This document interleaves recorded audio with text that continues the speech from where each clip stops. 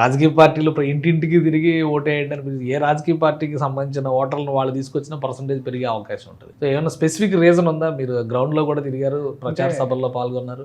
Correct sir, మీరు చెప్పింది అన్ని రాజకీయ పార్టీలు చేసాయి సార్ క్యాన్వాసింగ్. రాజకీయ పార్టీలు చేయడం కన్నా ఎలక్షన్ కమిషన్ చేయాలి సార్. మీకు అభ్యర్థి నచ్చకపోతే నోటాకి వేయండి అని రాజకీయ పార్టీలకు ఈక్వల్గా ఎలక్షన్ కమిషన్ చేయాలి. కానీ మీరు ఎలక్షన్ కమిషన్ చేయకపోతే నేను ఎక్కడ చూడలేదు సార్. ఒక పోస్టరు, ఒక బ్యానరు, ఎక్కడ కూడా ఒక వెహికల్ పెట్టి చేయడం కూడా ఏం చేయలేదు. కనీసం ఏదైనా యూత్కి లైక్ ఫిలిం సిటీలో కానీ ఇక్కడ కాలేజీలో కానీ అవేర్నెస్ ప్రోగ్రామ్స్ పెట్టడము, మీరు ఓటు హక్కు మీ బాధ్యత, సామాన్యుడి బాధ్యత, యూటిలైజ్ చేసుకోండి, అభ్యర్థులు నచ్చకపోతే నోటాకు వేయండి అని చాలామంది తెలియజేశారు. చాలామంది ఏజ్డ్ పర్సన్స్ తెలియదు. వాళ్ళందరికీ మీరు ఏం చేశారు? వృద్ధులను వాళ్ళని ఇంట్లో తీసుకురావడానికి ఏం చేశారు? ఓటు హక్కు అనేది చాలా ఇంపార్టెంట్ సార్. ఆ ఓటు వేయించాల్సిన బాధ్యత, అవసరమైతే ఓటుకు 1000 రూపాయలు ఖర్చు పెట్టానే ఎలక్షన్ కమిషన్ ప్రతి ఒక్క వృద్ధుల్ని కూడా ఓటు వేయించాల్సిన బాధ్యత. ఎందుకంటే ఫ్రీడమ్ సార్, మనం ఇచ్చేది అక్కడనే, మనం అక్కడి నుంచే ఎన్నుకోవాలి. సో మీరు విఫలమయ్యారు సార్. ఎలక్షన్ కమిషన్ ఖచ్చితంగా విఫలమైంది.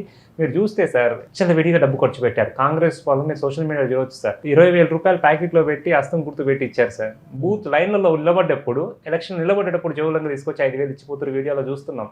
ఎలక్షన్ కమిషన్కి అని కనిపించట్లేదా అంటే కనపడుతుంది సార్.